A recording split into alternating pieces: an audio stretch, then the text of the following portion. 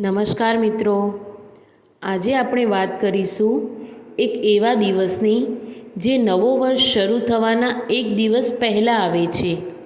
એ છે બેસતું વરસ.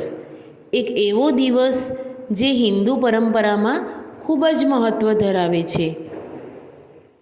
જ્યાં આખું વર્ષ પૂરું થવાનું હોય ત્યાં આપણા મનમાં એક ભાવ આવે છે કે આ વર્ષમાં શું સારું કર્યું અને ક્યાં ભૂલ થઈ. આ જ વિચાર સાથે બેસતા વર્ષ મનાવવામાં આવે છે. આ દિવસ છે આત્મચિંતનનો દિવસ. પૌરાણિક ગ્રંથોમાં કહેવામાં આવ્યું છે કે આ દિવસે આપણે ભગવાન પાસે માફી માગવી જોઈએ.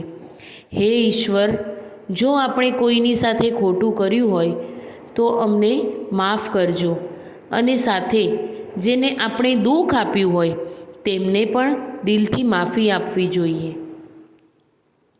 બેસતા વર્ષના દિવસે લોકો પોતાના દેવસ્થાનોમાં દીવો પ્રગટાવે છે, લક્ષ્મીજીની આરાધના કરે છે અને ધન્યવાદ આપે છે કે આખું વર્ષ શાંતિપૂર્વક પૂરું થયું.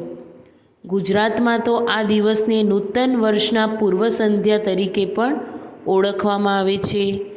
લોકો નવાં કપડાં પહેરે છે, ઘરમાં સ્વચ્છતા કરે છે અને દિવાળી પછીનો આ દિવસ ખુશીથી ઉજવે છે.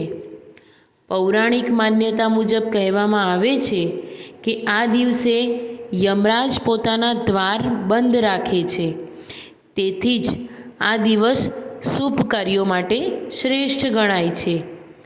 બેસતું વર્ષ એટલે અંત અને શરૂઆત વચ્ચેનો પુલ.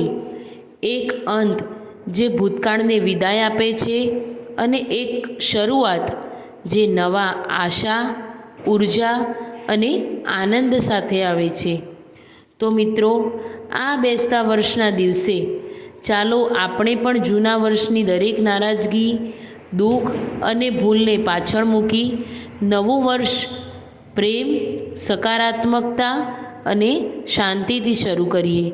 શુભ બેસતું વર્ષ અને નૂતન વર્ષાભિનંદન.